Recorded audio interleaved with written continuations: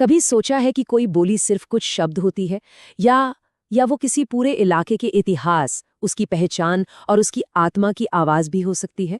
चलिए, आज राजस्थान के सांस्कृतिक खजाने में थोड़ा और गहरा उतरते हैं और जानते हैं मेवाड़ी की कहानी, मेवाड़ की अपनी आवाज। तो जब हम कहते हैं मेवाड़ी तो असल में हम किस जगह की बात कर रहे होते हैं, किस विरासत का जिक्र कर रहे होते हैं? मतलब ये आवाज ये आती कहाँ से है? इसका जवाब जानने के लिए हमें चलना होगा सीधे राजस्थान के दिल में, यानी खूबसूरत शहर उदयपुर और उसके आसपास के इलाकों में। जी हाँ, मेवाड़ी वहीं की यानी मेवाड़ क्षेत्र की बोली है। और ये सिर्फ बातचीत का एक तरीका नहीं, बल्कि इस जमीन की अपनी एक पहचान है।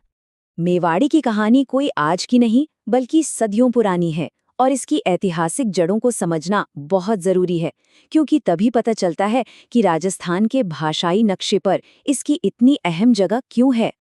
देखिए, जब भी राजस्थान की बोलियों की बात होती है ना, तो मारवाड़ी का नाम सबसे पहले आता है। वो सबसे प्रमुख बोली है।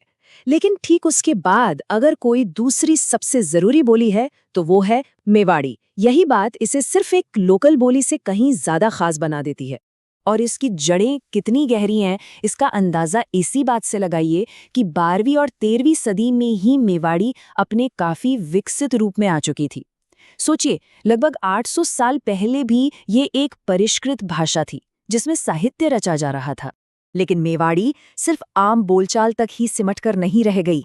इसने एक बहुत ही शानदार साहित्यिक परंपरा को भी जन्म दिया, जिसने इस इलाके की संस्कृति को और भी ज्यादा अमीर बनाया है। मेवाड़ी में लोक साहित्य का तो मानो एक पूरा भंडार भरा पड़ा है। ऐसी कहानियां, गीत और कहावतें जो एक पीढ़ी से दूसरी पीढ़ी तक चलती आ रही हैं। और तो और महान महाराणा कुंभा ने भी अपने कुछ नाटक इसी बोली में लिखे थे। अब इससे ज्यादा इसके साहित्यिक महत्व का और क्या सबूत हो सकता है?